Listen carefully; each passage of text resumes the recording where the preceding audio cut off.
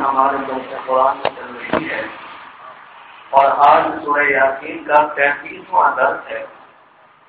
کل درس میں جو آیت کریمہ اور اس کا ترجمہ دوہرا کے آج کا درس شروع کرتے ہیں۔ اللہ رب العزت نے ارشاد فرمایا وما علمناه الشعر وما ينبغي له، اور ہم نے ان کو شعر کہنا نہ سکھایا اور نہ وہ ان کی شان کے لائق ہے۔ ان هو الا ذکر و قرآن مبین، وہ تو نہیں مگر نصیحت اور روشن قرآن۔ پھر اللہ تعالیٰ نے فرمایا کہ یہ قرآن مجید نصیحت ہے تو کس کے لیے؟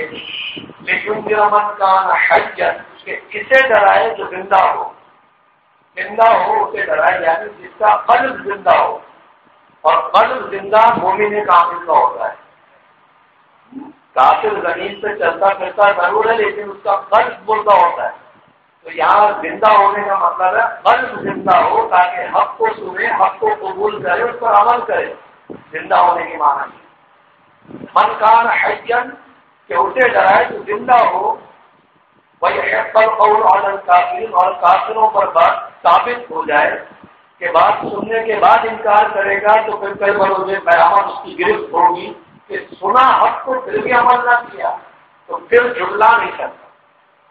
پھر اللہ تعالیٰ نے احسانات اپنے بیان فرمائے ہیں۔ یہ احسانات میں کسی تفصیل میں زیادہ تفصیل نہیں لکھی ہے کیونکہ اتنا عام سا احسانات ہیں، ایک عام فہم احسانات ہیں۔ عام سے احسانات سے مطلب احسانات تو بڑے عظیم ہیں لیکن اس کی تشریح کی ضرورت نہیں۔ احسانات جو بیان فرمائے وہ یہ ہیں، اللہ تعالیٰ نے فرمایا اولم یروا انا خلقنا لهم، اور کیا انہوں نے نہ دیکھا کہ ہم نے اپنے ہاتھ کے بنائے ہوئے عاملت ایدینا انعاما فهم لها مالکون، اپنے ہاتھ کے بنائے ہوئے چوپائے ان کے لیے پیدا کیے تو یہ ان کے مالک ہیں۔ اللہ تعالیٰ کے ہاتھ کے بنائے کا مطلب یہ ہے اللہ کی قدرت، ان تمام چیزوں کو اللہ سے تعلق ہے۔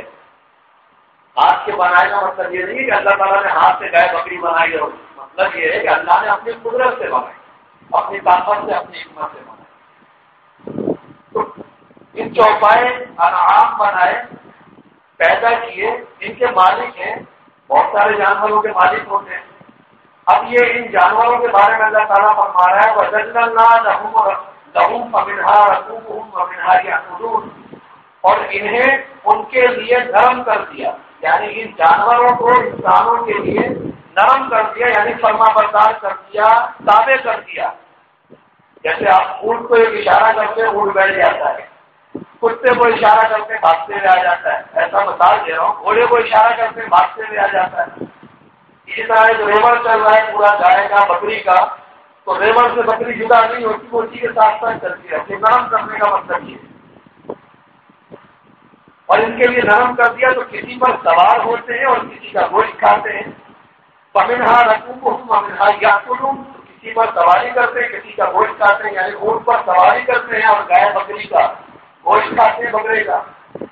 یا بہت سارے بیل سے کھیتی باڑی کرتے ہیں اور بہت سارے بیل کو دبا کر کے کھایا۔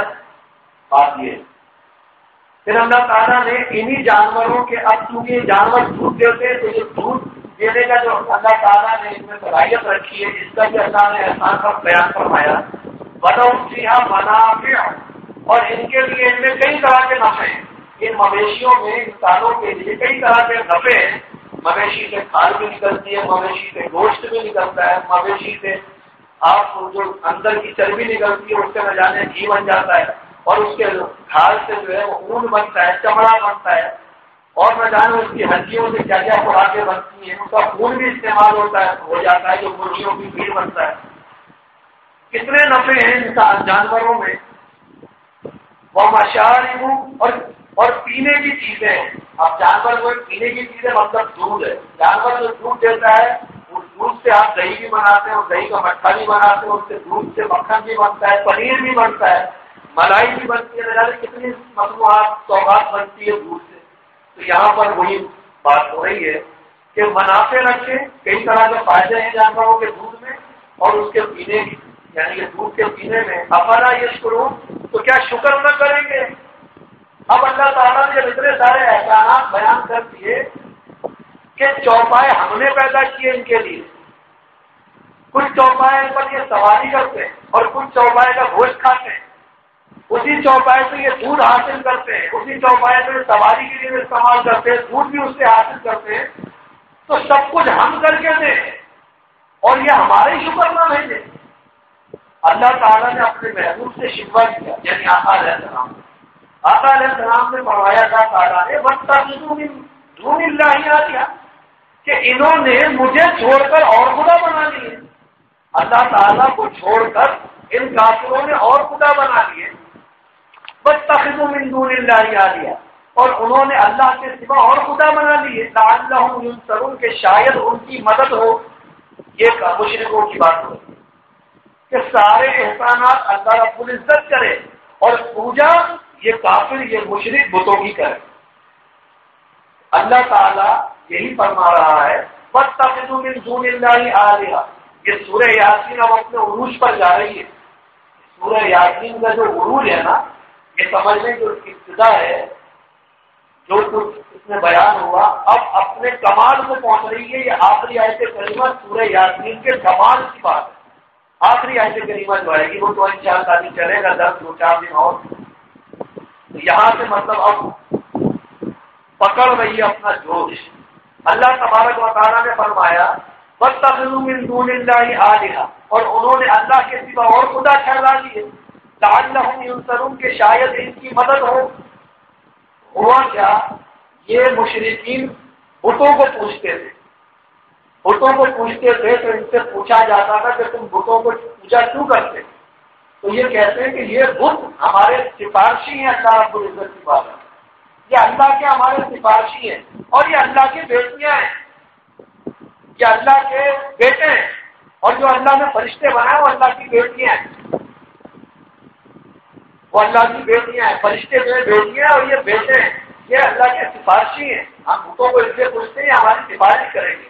اور کس وجہ سے پوچھتے ہیں بتوں کو؟ ہم بتوں کو اس لیے پوچھتے ہیں کہ اگر اللہ کا کوئی عذاب آئے گا تو یہ ہمارے کو بچا لیں گے. اگر اللہ تعالیٰ ہمارے پر کوئی عذاب نازل کرے گا تو یہ ہمیں بچا لیں گے. اسی لیے ہم انہیں پوچھتے ہیں. یہ ان کی لاجک تھی مشرکین مکہ کی جو بتوں کے پجاری تھے. یعنی بتوں کو پوجنے لگے تاکہ یہ بت ان کو مصیبتوں میں کام آئے اور عذاب سے بچائیں. اور ایسا ہرگز ممکن نہیں کہ جب اللہ عذاب کرے تو یہ بت بچائیں گے. یہ بت کیا ہیں کہ حضرت ابراہیم علیہ السلام سے پوچھیں کہ جب ابراہیم علیہ السلام کے دور میں ایک وقت میلہ لگتا تھا اور سارے لوگ میلے میں جاتے تھے, تو ابراہیم علیہ السلام سے کہا حضرت آپ بھی چلیے. تو ابراہیم علیہ السلام نے فرمایا میری طبیعت ٹھیک نہیں, میری طبیعت میں کچھ گڑبڑ ہے, طبیعت ٹھیک نہیں ہے, آپ لوگ جائیں. جب سب لوگ چلے گئے تو یہاں پر ہمارے علماء تعبیر کرتے ہیں کہ ابراہیم علیہ السلام نے جو فرمایا کہ میری طبیعت ٹھیک نہیں ہے یا میرا طبیعت میں نہیں ہے, تو اس کا مطلب یہ ہے کہ میری طبیعت اس طرف جانے کو نہیں ہے جہاں تک لوگ جا رہے ہیں. وہ پہلا معلوم تھا آپ مجھے ایسی جگہ لے جائیں کہ سینما دیکھیں تو میں یہ بولوں گا میری طبیعت نہیں ہے. مطلب طبیعت نہیں ہے کہ میرا طبیعت تو ٹھیک ہے, وہاں جانے کو میری طبیعت نہیں جہاں آپ مجھے لے جانا چاہ رہے. تو بات یہی ابراہیم علیہ السلام نے منع کیا کہ میں وہاں نہیں جاؤں گا جس میلے میں سب لوگ جا رہے ہیں. جب سب لوگ میلے میں چلے گئے تو پھر ابراہیم علیہ السلام نے دیا ایک ہتھوڑا پھوڑا بڑا تھا, اور پھر وہ جو بت خانے میں بہت سارے بت رکھے ہوئے تھے اور ایک بہت بڑا بت رکھا ہوا تھا سب کا سردار. تو ابراہیم علیہ السلام نے سارے بتوں چھوٹے چھوٹے بت رکھے تھے سب کو توڑ دیا, اور جو بڑا سردار تھا بیچ میں بیٹھا ہوا ان کا, اس کے کندھے کے اوپر کلارا ٹانگ کے ابراہیم علیہ السلام چلے. جب وہ سارے لوگ میلے سے واپسی آئے اور جب اپنے بتوں کی یہ حالت دیکھی ہے کس نے کیا, تو فوراً ان کا دماغ اسی طرح دیا کہ ابراہیم میلے میں نہیں تھے, ابراہیم میلے میں نہیں تھے اور یہ ابراہیم نے نہیں کیا. اب ابراہیم علیہ السلام کو بلایا گیا. جب ابراہیم علیہ السلام کو بلا کر پوچھا گیا, وقت کا بادشاہ نمرود, زبان خراب ہو گئی, نمرود مر گیا مردود, نہ فاتحہ نہ رلود. نمرود کہ وہ ذات ہے کہ جس کا فاتحہ ہوتا ہے نہ رلود ہوتا ہے. یہ نمرود کو کہہ رہا ہوں, کوئی اپنے دل پہ نہ دے دے کہ تو جن کا باقی گروپ جس میں نہیں ہوتا. نمرود کی بات کرو. نمرود وقت کا بادشاہ, اس نے بلوا لیا کہ یہ کس کی حرکت ہے. تو ابراہیم علیہ السلام نے فرمایا بل فعلہ کبیرہم, ان کے بڑے نے کیا ہے. تو سب کا ذہن گیا اس بڑے بت کی طرف کہ یہ بڑے بت نے پڑھایا جانا ہوا ہے. تو ابراہیم کہہ رہے ہیں کہ ان کے بڑے نے کیا ہے. تو سب نے کہا یہ چھوٹے چھوٹے بتوں کو بڑے نے توڑا ہے. یہ کہہ رہے ہیں ابراہیم علیہ السلام. ابراہیم علیہ السلام کا مطلب یہ تھا ان کے بڑے نے کیا ہے, تمہارے بڑے نے. اور امتیوں کا بڑا کیا ہوتا ہے, نبی ہوتا ہے, یعنی میں نے کیا. ابراہیم علیہ السلام اپنی طرف اشارہ کر رہے ہیں بل فعلہ کبیرہم, ان کے بڑے نے کیا ہے. تو سب لوگوں کا ذہن گیا اس بت کی طرف اور ابراہیم علیہ السلام کا اشارہ اپنی طرف تھا. بات سمجھ میں آ رہی ہے. ابراہیم علیہ السلام کا اشارہ اپنی طرف تھا, لیکن دوسروں نے سمجھا کہ یہ کہہ رہے ہیں کہ یہ بڑے والے بت نے توڑا ہے. تو اب وہ بت پرست کیا بولنے لگے, یہ پورا 17 بارے میں رکو چل رہا ہے. بت پرستوں نے کہا آپ کیا بات کر رہے ہیں ابراہیم, یہ بت تو اپنے اوپر سے مکھی نہیں ہٹا سکتا, یہ ہمارے بتوں کو کیا توڑے گا. تو پھر ابراہیم علیہ السلام نے کہا کہ جب یہ تم بت اپنے اوپر سے مکھی نہیں ہٹا سکتا تو پھر تم اس کی پوجا کیوں کرتے ہو. تو پھر تمہارے کو کیا نفع دے گا, کیا نقصان پہنچائے گا. جب یہ اپنے اوپر سے ایک معمولی سی چیز مکھی نہ ہٹا سکے, تم اس کو دودھ سے نہاتے ہو اور دودھ سے بت کو نہانے کے بعد کتنی مکھی لگے گی. اس پہ شہد پہ لاپ دیتے ہو تو کتنی مکھی لگے گی بت کو. جب یہ بت مکھی نہیں ہٹا سکتا تو تمہارے کو کیا نفع اور نقصان پہنچائے گا. تو پھر ابراہیم علیہ السلام, کیونکہ وہ تو بت پرست تھے, انہوں نے سزا طے کر لی کہ اس کو آگ میں ڈالا جائے. اور آگ میں ڈالنے کا سارا واقعہ آپ کو پتا ہے. کیونکہ اللہ تعالیٰ نے حکم دیا قلنا یا نار کونی بردا وسلاما علی ابراہیم, ہم نے آگ کو حکم دیا کہ آگ ٹھنڈی ہو جائے اور سلامتی والی ہو جائے ابراہیم پر. تو وہ آتش نمرود حضرت ابراہیم علیہ السلام کے لیے بلے گلزار بنے. ابراہیم علیہ السلام کو آنکھ دکھائے. تو بتانا یہ ہے کہ یہ بھی بت کے پجاری تھے اور بتوں کے بارے میں یہ کہہ رہے ہیں کہ یہ ہمارے سفارشی ہیں, یہ اللہ سے ہمیں بتانے کے جب اللہ رب العزت ہماری طرف عذاب بھیجے گا. اللہ تعالیٰ نے فرمایا وَاتَّخِذُوا مِن دُونِ اللَّهِ آلِهَةً, کہ انہوں نے اللہ کے سوا اور خدا ٹھہرا لیے. لَعَلَّهُمْ يُنصَرُونَ, کہ شاید ان کی مدد ہو. لَا يَسْتَطِيعُونَ نَصْرَهُمْ وَهُمْ لَهُمْ جُندٌ مُحْضَرُونَ, وہ ان کی مدد نہیں کر سکتے. یہ بت ان کی مدد نہیں کر سکتے. لا يستطيعون نصرهم وهم لهم جند محضرون, اور وہ ان کے لشکر سب گرفتار حاضر آئیں گے. بت کا پجاری اور بت کل بروز محشر گرفتار کر کے حاضر لایا جائے گا. بت پرست کو بھی جہنم میں ڈالا جائے گا, بت کو بھی جہنم میں ڈالا جائے گا. بت کو جہنم میں اس لیے ڈالا جائے گا کہ تو اپنی پوجا کرواتا تھا, تو اپنی پوجا کرواتا تھا اور یہ تجھے پوچھتا تھا, لہٰذا تو بھی جہنم میں جا اور اس کا پجاری بھی جہنم میں جا. دونوں کو اللہ جہنم میں پھینک دے گا. اور اسی کا ذکر سورہ بقرہ میں بھی آیا ہے. اللہ تعالیٰ نے فرمایا وقودها الناس والحجارہ, کہ جہنم کی آگ کا ایندھن وقودها الناس والحجارہ انسان ہے اور پتھر ہے. پتھر سے مطلب یہی بت ہے, یہی بت ہے جن کی پوجا ہوتی ہے. جہنم کی آگ بھڑکائی جائے گی یہ کافر مشرک, اور یہ بتوں کو ڈالا جائے گا اور پھر جہنم کی آگ بھڑ جائے گی. سب کو گرفتار کر کے حاضر لایا جائے گا تو انہیں جہنم میں ڈالا جائے گا. یہ مفسرین فرما رہے ہیں. اب کیونکہ کافر مشرکین یہ کہتے ہیں کہ حضور علیہ السلام سے یہ کہہ رہے ہیں, حضور علیہ السلام تبلیغ کر رہے ہیں. آپ کو پتا ہے سورہ یاسین مکی سورت ہے, مکے میں نازل ہوئی. اب حضور علیہ السلام تبلیغ کر رہے ہیں تو حضور علیہ السلام کو کیا سننے کو آ رہا ہے کہ یہ بت ہمارا خدا ہے. وہ جو فرشتے کی آپ بات کرتے ہیں وہ اللہ کی بیٹیاں ہیں. اور حضور علیہ السلام یہ سن رہے ہیں کہ حضور کو کافر کہہ رہے ہیں کہ معاذ اللہ آپ تو شاعر ہیں, اور جو آپ قرآن پڑھتے ہیں وہ تو شعر ہے. حضور علیہ السلام کو مجنون کہہ رہے ہیں.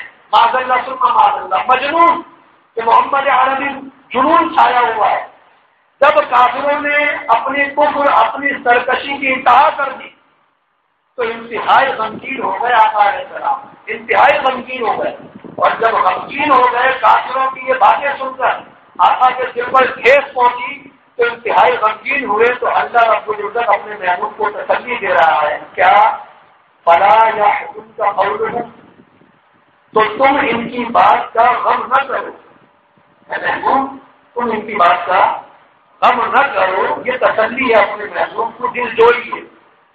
اللہ تعالیٰ نے فرمایا تم ان کی بات کا غم نہ کرو، انا نعلم ما یسرون وما یعلنون، کہ بے شک ہم جانتے ہیں وہ جو چھپاتے ہیں اور ظاہر کرتے ہیں، جو ظاہر کر رہے ہیں اپنا کفر اپنا شرک یہ بھی ہم جانتے ہیں، اور وہ جو چھپا کے کر رہے ہیں کفر اور سرکشی وہ بھی ہم جانتے ہیں، ابھی ہم صرف ریکارڈ لے رہے ہیں۔